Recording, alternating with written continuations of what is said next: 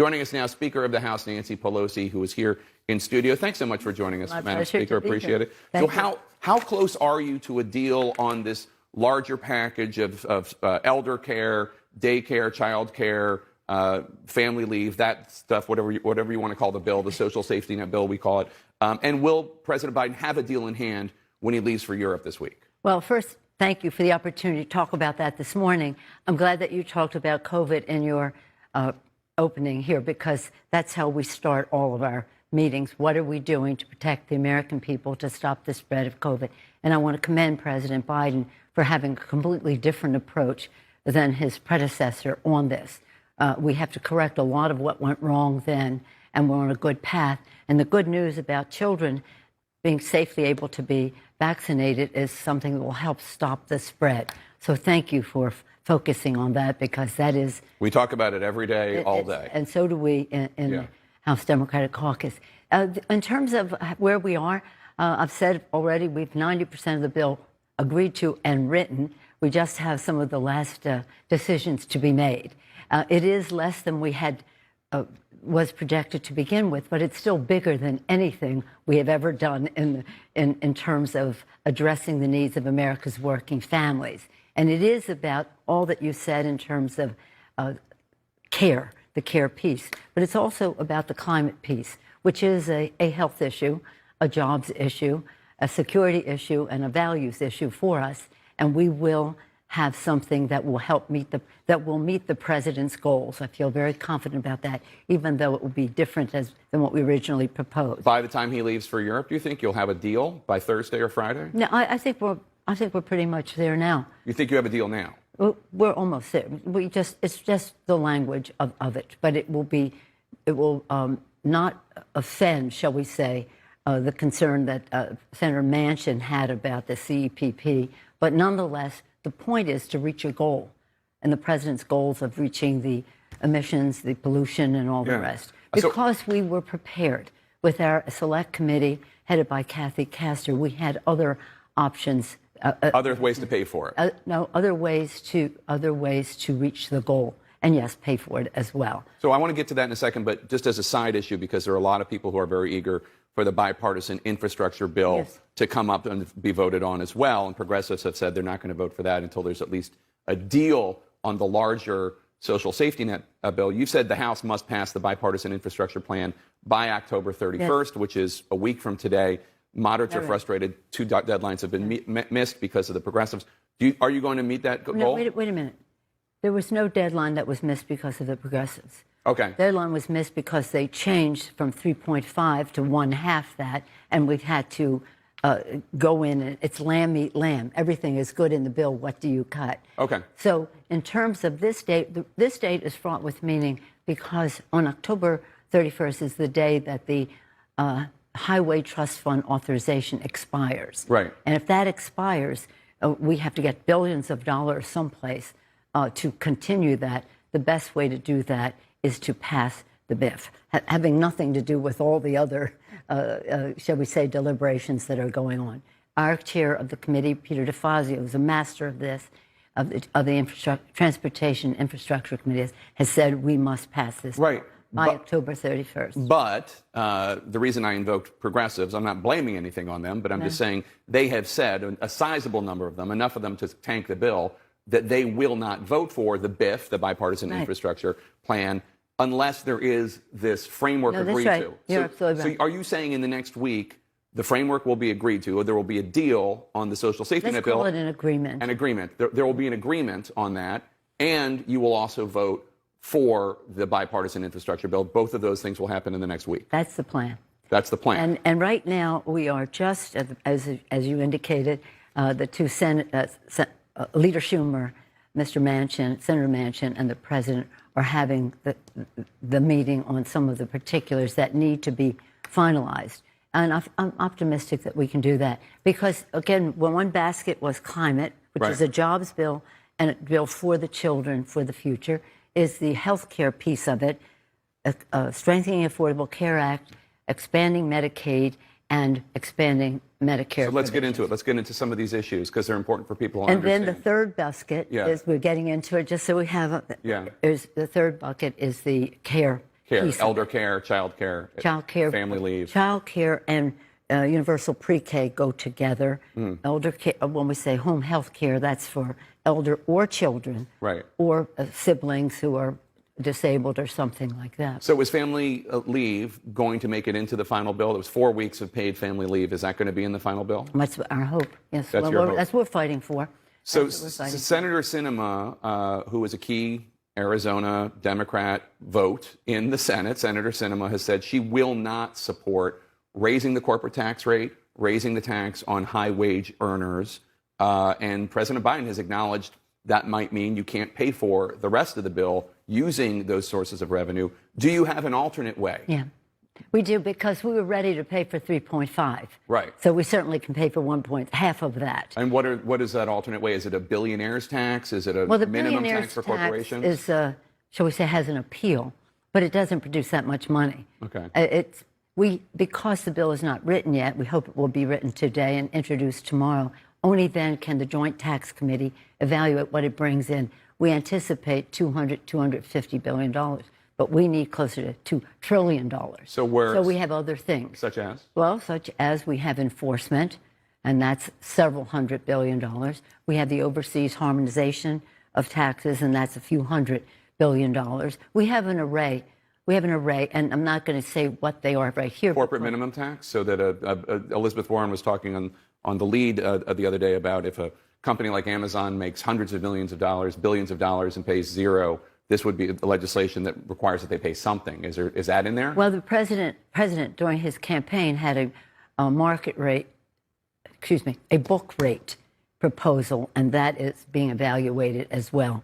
As to how much that brings in, but that's another way to tax the increase in wealth in corporate America. But the thing is that whether we use the increase in the corporate tax rate, increase in the tax on some of the other aspects of it, wealth tax, billionaires tax. Well, no. Just some other aspects, because we probably will have a wealth tax. But again, it's only 10% of what we need. The other things are more like $800 billion versus $200 billion. But we can use them another time. If they don't go away as a source of revenue to pay for how we go forward, and we want to pay for. But you said you probably will have a wealth tax. Well, that is, we'll see. We haven't seen the bill yet. Right, and you said also that it's being written right now. You're going to send it to the. This is a Senate proposal, and they supposedly are writing it today. Tomorrow they would introduce it, and then the Joint Tax Committee is the one that says this is how much you get from that. But again, on our side, we have been totally ready with alternatives in terms of House and Senate and the White House. We have plenty of alternatives. We're ready. So what is your response to progressives who say, what the Washington Post editorial board said, that Democrats are in danger of breaking the promise to roll back the Trump tax cuts and to fully pay for the plan? Well, we're going to fully pay for the plan. You are? We'll probably more than pay for the plan. And one bill does not make look what the president's done. Getting rid of the we Trump. had the rescue package, $1.9 trillion. We have the infrastructure bill, over $1 trillion. That's around $3 trillion. And we'll have this at $2 trillion. Nobody has done anything that remarkable. So while it isn't everything that was put out originally, it takes us down a path where we can continue investments in these. Now, this piece, the care piece, I did the climate, health, the care piece is all three of them make it transformative for America's working families. It is a big bill. It's a very big bill. It would accomplish a lot. Even at half, it's a very big bill. So let me ask you, because one of the questions right now is paid family leave. You said that you hope that that's going to be in there, 4 weeks of paid family leave. And the expansion of Medicare to include dental, vision, and hearing coverage. Is that going to be in the bill? Well, that's part of the negotiation. Dental is very expensive. So hearing and visual and dental, but dental will take a little longer to implement. But that's part of the negotiation right now. So you don't know what's going to be in the final bill. Well, it sounds like you're saying dental might not make it because it's so expensive. It'll be on a path. It'll be on a path. But what they told us, and I don't quite understand why but we've been told by people who know about these things that it'll take 5-6 years in order to implement the dental. Yeah. So how do we, shall we say, fill in the blank there? Bernie has some suggestions about how to do that. That'll be part of the negotiations. Bernie Sanders, the independent from Bernie Vermont. Sanders. Are you frustrated? I mean, you talk about how you're almost there, except for 10% of the bill, and you also talk about how the House is there. You guys are ready. You're going to pass it, and it's really these two Senate holdouts, Sinema and Manchin. Are you frustrated with them? Well, I'm respectful of everybody's point of view. I do not want the I don't want the Trump tax cuts perpetuated. So I don't want anybody to think if we don't address those right now they're off the table. No, we will use them for something at some point, because you can't use the wealth tax and tax the billionaires, which is what we should be doing, and let corporate America off the hook. But corporate America will be paying because of the overseas tax, and some of the other provisions are very technical to go into right now. Yeah. We'll know more tomorrow to see what makes the cut. What makes the cut. And then it's worth it, the time to go into it. There's also this issue of the debt ceiling. Yeah. Right? Well, that's a different issue. That's separate. It's a separate issue, but in terms of how you get it through the Congress to President Biden's desk, maybe separate, maybe not. Congress acted to raise the debt ceiling through December 3rd. After that, Republican leader, Minority Leader Mitch McConnell says, you're on your own. We're not going to provide any votes for Democrats. A default, obviously, would be devastating for the American economy, for the world economy. Are you willing to attach raising the debt ceiling to the social safety net package, or if not, to use reconciliation, which means only 51 votes needed in the Senate anyway, in order to get this done? That's one path, but we're still hoping to have bipartisanship. It seems that the American people should understand that what we're talking about is largely the Trump debt. Right. Now, we participated in some of it with COVID and the rest, but we didn't participate in giving a tax scam, 83% of the benefits to the top 1%, that added $2 trillion to the debt. President Biden's part of this debt is about 3%. Right. And yet the Republicans, who when the former president was in office 3 times, we had to do something about the national debt. Now, look at what is in jeopardy. Even talking about it is not a good idea, because, I mean, even placing in doubt whether it was, right, it's not a good idea, because it can lower the credit rating of our country, as it did when the Republicans did not want to increase it when President Obama was president. Seems they're okay with it when there's a Republican president, but not a Democrat. 6 to 7 million jobs could be lost. $15 trillion in household wealth. Consequences that could last for decades. Why not get rid of the debt ceiling? Well, that's what we have a plan to do as well. There are a number of plans to do that, but would the Republicans agree to that before we again? Okay. Well, so your mind is open in terms of whether or not you use reconciliation or whether or not you attach it to the social Well, safety we net still bill. would rather have bipartisanship, whether it's a Democratic president or a Republican president. But you probably won't have it, so you'll consider these options, is all I'm saying. I want to ask you... And it's very, very, very important. Absolutely. The House voted on Friday to hold former Trump ally Steve Bannon in criminal contempt of Congress for ignoring a subpoena. Do you think people who refuse to comply with congressional subpoenas should be prosecuted by the Justice Department and at the end of the day go to jail? Yes. You do? I do. Well, first of all, people say, well, this hasn't happened before. We haven't had an insurrection incited by the President of the United States and one of his toadies having advanced knowledge of that happening. So, in fact, it's important for a number of reasons. It's important for us to find the truth about what happened on January 6th, an assault on our Constitution, our Congress, and our Capitol. But it's also important in terms of the separation of power and the checks and balances of the Constitution, which is the genius of the Constitution. Absolutely. For this to happen in this way. So you're willing, if the committee decides to subpoena Trump, you're willing to have that happen too? I'm not. They have everything on the table. I don't get involved in the decisions of the committee. But when you say if he should do this and go to jail, well, he'll be tried and see what his court hearing is. I want you to take a listen to a key moment in which President Biden was talking about voting rights in the CNN town hall with Anderson Cooper the other night. Take a listen. When it comes to voting rights, just so I'm clear, though, you would entertain the notion of doing away with the filibuster on that one issue. Is that correct? And maybe more.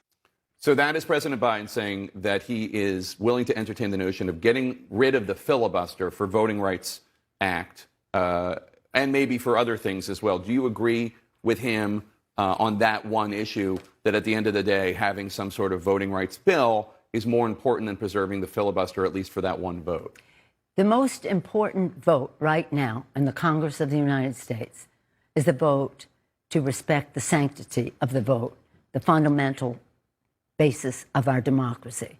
So if there were one vote that the filibuster could enable to go forward, that would be the vote. And it enables so much more because we're talking about stopping the suppression of the vote and the nullification of the elections. We're talking about redistricting in a way that is fairer and may not benefit Democrats, but it might open up some of these Republican seats. It talks about stopping the big, dark, crushing special interest money and empowers the grassroots. And then, in addition to that, the Voting Rights Act, the John Lewis Voting Rights Act. John Lewis wrote the first 300 pages of the first bill. Mr. Manchin has weighed in. The compromise that they voted on last week is perfectly good, but he didn't get any Republican votes. So it's worth it to you? Well, no, it's fundamental to our democracy. Right. This is fundamental. Now, mind you, just to remind, when what's his name was president and the Donald Trump. Republicans were in power, Mitch McConnell pulled back the filibuster to enable, with simple majorities, 3 justices to go to the Supreme Court for life. You would think that they could pull it back for the American people to have the vote in a way that. So you're on board with that? Is the only thing. I'm not on board. It's the most important vote. It's about You're leading the way. Constitution. You're not just on board. Quickly, I do want to ask about your own future in Congress. Are you going to run for re-election? Oh, you think I'm going to make an announcement right here and now? Yeah. Why not? I'll You've have to got be lovely on lighting. many more times than that. You're going to run for re-election, though, yes? Why would I tell you that now? Well, it's not just me. It's the American people. It's the world. This is an international show. Well, probably I would have that conversation with my family first, if you don't mind. Okay. Thank you so much. I really appreciate it. Best of luck with the legislation. Thank you. I know it's Thank a you. heavy My lift. pleasure to be here. Thank you.